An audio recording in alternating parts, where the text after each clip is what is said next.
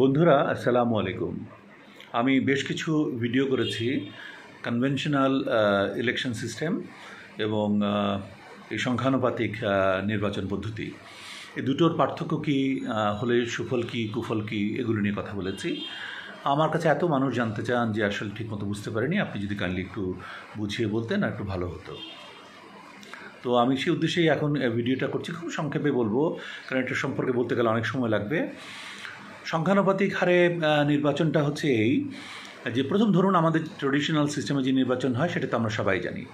সংখ্যানুপাতিক হারে নির্বাচন হচ্ছে এই যে, বাংলাদেশে যে 300 কনস্টিটুয়েন্সি আছে, 300টা আসন আছে, সেই 300টা আসন থাকবে।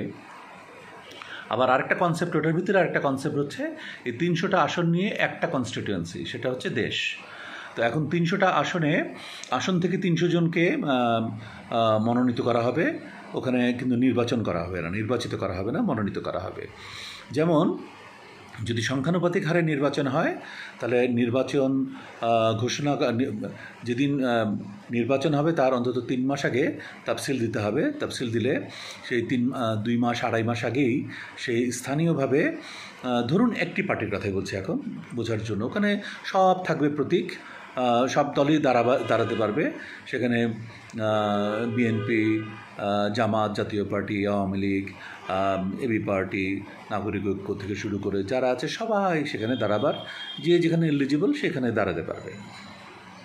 ওনারা দাঁড়ালেন, ওনারা দাঁড়িয়ে ধরুন একটি পার্টির কথা বলছি, যে ওখানে বিএনপি থেকে 3-4 জন কন্টেস্ট করেছিল। 3-4 জন কন্টেস্ট করার পর ওখানে বিএনপির প্রথম সর্বোচ্চ ভোট যে 2 জন পেয়েছে, সেই 2 জনের নাম সিস্টেমেটিক্যালি জেলা অফিস, জেলা থেকে ডিভিশন অফিস, ডিভিশন অফিস থেকে কেন্দ্রে, বিএনপির কেন্দ্রে সেই নাম দুটো চলে আসবে কোনো এক কনস্টিটুয়েন্সি আসে, সেখানে নাম দুটো জড়ো হয়ে থাকবে। তেমনি 300টা আসন থেকেই 600টা নাম বিএনপির কেন্দ্রে এসে জমা হবে। জমা হলে এগুলো থাকবে, এগুলো বিএনপি সুন্দর করে অত্যন্ত গোপনীয়তার সাথে এই 600 নাম অথবা এখান থেকে 500 নাম অথবা 400 নাম বিএনপি নির্বাচন কমিশনের কাছে পাঠিয়ে দেবে। তারপর প্রায় 1 থেকে 1.5 মাস পর হবে জাতীয় নির্বাচন। সেই নির্বাচনে কোনো ব্যক্তি থাকবে না, সেখানে তখন প্রতীক থাকবে, যেমন ধানের শীষ, নৌকা, লাঙ্গল, দাঁড়িপাল্লা, এটা সেটা মুক্তমুখ, মানে 20টা পার্টি যদি দাঁড়ায় সারা বাংলাদেশে, সে 20টা প্রতীকই সেখানে থাকবে। এখন এক এক কনস্টিটুয়েন্সিতে সে ভোটাররা যে ওই প্রতীকের উপরে, কোনো ব্যক্তি থাকবেন না, ওই প্রতীকের উপরে ওনারা ভোট দেবেন, সিল দেবেন। সিল দিলে ফাইনালি এই সমস্ত যে সারা বাংলাদেশ জুড়ে বিএনপি বিএনপি 42% ভোট পেল। সারা বাংলাদেশ জুড়ে আওয়ামী লীগ 44% ভোট পেল, 34% ভোট পেল। জাতীয় পার্টি পেল 6% ভোট, জামাত পেল 7% ভোট, অমুক হুজুর পেল 3% ভোট, অমুক দল পেল 2% ভোট, এবি পার্টি পেল 1% ভোট, নাগরিক ঐক্য পেল 1.2% ভোট। এরকম করে বিভিন্ন দল বিভিন্ন রকমভাবে ভোট পাবে। যতগুলো ভোট হবে তার এত পার্সেন্ট ভোট পাবে। এখন যে যত পার্সেন্ট ভোট পাবে, 1%-এর নিচে ইউজুয়ালি কাউন্ট হয় না। তো যিনি 1% ভোট পেয়েছে যে দল, তারা 1% ভোট পেলে, 300 আসনের মধ্যে 1% ভোট পেলে তারা একটা সিট পাবে। তেমনি যদি কেউ 30% ভোট পায় তাহলে তারা 3-3-9, তার মানে 90টা, তারা 90টা সিট পাবে। যদি কেউ 40% ভোট পায় তো 3-4-12, 120টা ভোট পাবে। তো এরকম করে যদি সংখ্যানুপাতিক হারে নির্বাচন হয় তাহলে দেখা যাবে কোনো দিনই কখনোই এককভাবে, সম্ভবত এককভাবে কখনোই কোনো দল, যদি কারাপশান না হয় তাহলে কখনোই 50%, 51, 52, 53% ভোট একটা দল এককভাবে পেয়ে গেল, এটা সম্ভাবনা একেবারেই থাকে না।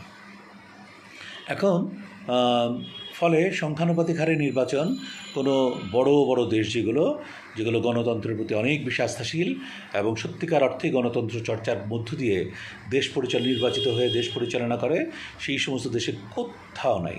যেখানে গণতন্ত্রের মূল্যটা অনেক কম, অলরেডি তারা অনেক ডেভেলপড এবং তারা তাদের নাগরিক জীবন অলরেডি ডেভেলপড। ওরা এখানে আর কে এমপি হয়েছে, কে এমপি হয়নি, কে মন্ত্রী না, এগুলোর সামান্যতম মূল্যও যে সমস্ত দেশে নাই, সেই রকম 90টা দেশের মতো প্রায় আছে।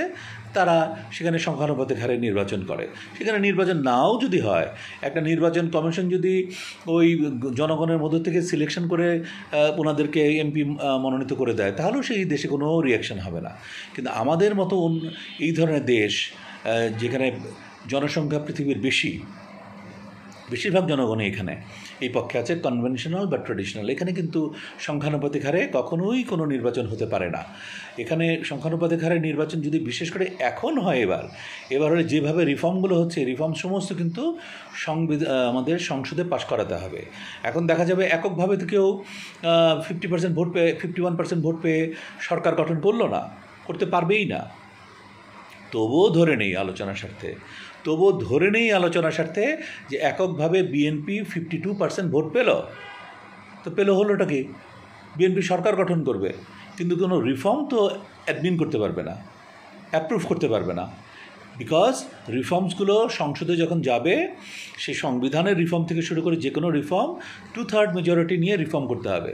এখন বিএনপির সাথে যদি অনৈক্য প্রকাশ করে অন্যান্য দলগুলো, তাহলে সংসদে কোনোদিনও কোনো সংশোধনী অ্যাপ্রুভ হবে না।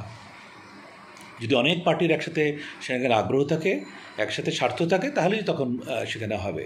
আর এছাড়াও এই সংখ্যানুপাতিক হারে যখন নির্বাচন হবে, তখন স্থানীয়ভাবে কোনো ব্যক্তির কোনো ইনফ্লুয়েন্স থাকবে না। তাকে মানুষ তেমন চিনুক আর না চিনুক, তার কোনো গুরুত্বই থাকবে না, এবং সেই ব্যক্তিরও ওই স্থানের উপর তার কোনো প্রভাব থাকবে না।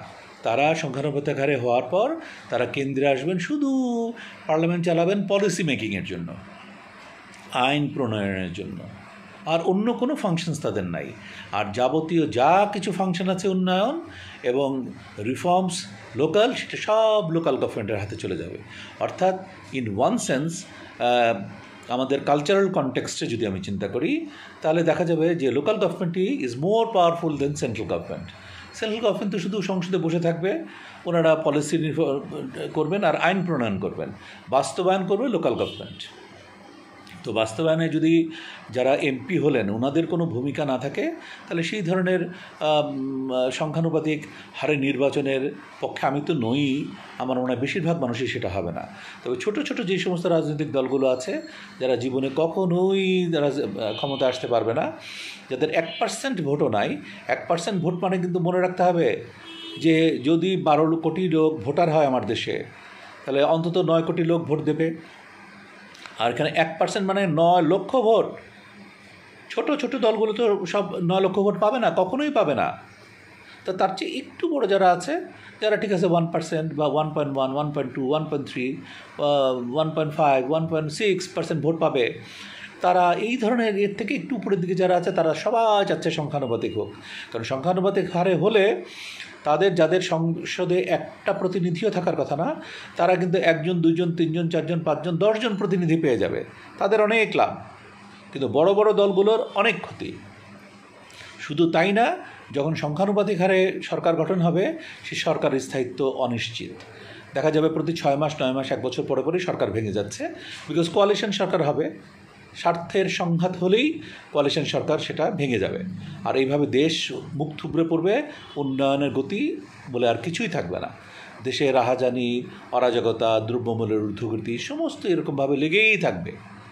সুতরাং অবশ্যই আমরা সংখ্যানুপাতিক হারে আসন বিভাজন হোক, সেটা আমরা চাই না, দেশের মঙ্গলের জন্য চাই না। যদি কারো কোথাও কোনো প্রশ্ন থাকে, আপনাদের বোঝার অসুবিধা থাকে, আমার কাছে নির্দ্বিধায় আমার ভিডিওর পরে কমেন্ট করবেন, আমি সেগুলো সংগ্রহ করে আপনাদের কাছে আবার আমি জানিয়ে দেব। তা আজ এতটুকুই। আপনারা সবাই ভালো থাকুন, সুস্থ থাকুন। আল্লাহ হাফিজ।